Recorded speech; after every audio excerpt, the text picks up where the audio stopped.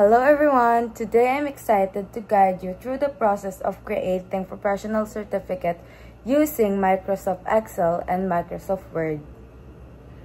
Ang pinakaunang gagawin natin is ang pumunta ng Excel. Saka natin pipindutin ang blank workbook. Tapos dito natin isusulat yung mga pangalan ng gagawa natin ng certificate.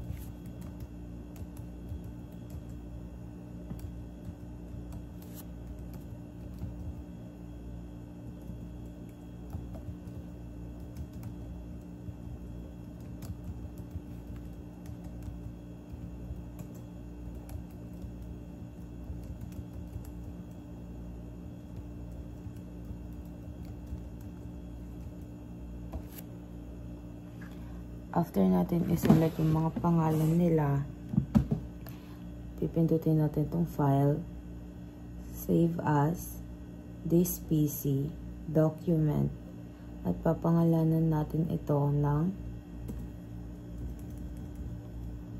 names.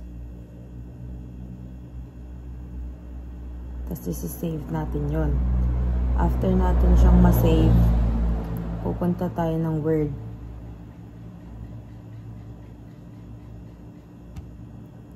Pipindutin natin itong blank document.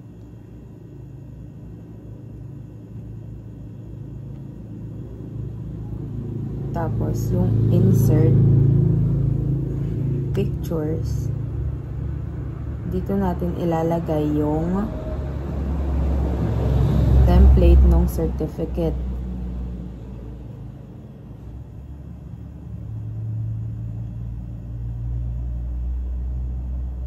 Yan. After nyan, makikita mo itong layout option.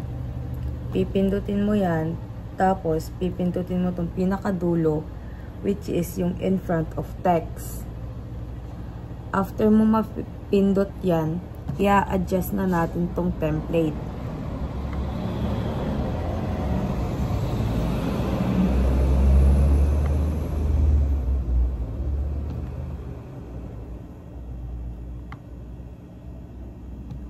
Pagkatapos natin siyang i-adjust, pipindutin ulit natin yung insert, tapos text box.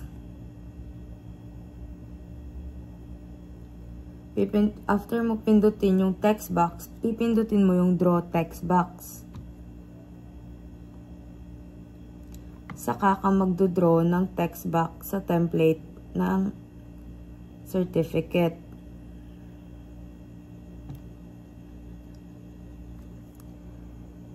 Pagka-draw mo, magsulat ka ng kahit anong gusto mo munang isulat. Tapos, pag nakapagsulat ka na, pindutin mo tong shape, fill, tapos no fill, tapos yung shape, outline, no outline. Pagkatapos mo mapindot yung mga yan, babalik ka ng home. Tapos, i-highlight mo itong sinulat mo. After nun, papalitan mo yung font size ng 22. Tapos, papalitan mo yung font ng Arial. Pagkatapos nun, ibobold mo siya. Tapos, i-underline mo. Pagkatapos mo yung i-underline, i-center mo yung text na yan. Pagka-center mo nyan, pupunta ka na agad ng mailings. Tapos, select recipients. Tapos, pipindutin mo tong use an existing list. Ito. Use an existing list. Pagka-pindot mo nyan, hahanapin mo ngayon yung Excel file na sinave mo kanina. So ako, sinave ko siya sa this PC, tapos documents. Pinangalanan ko siya ng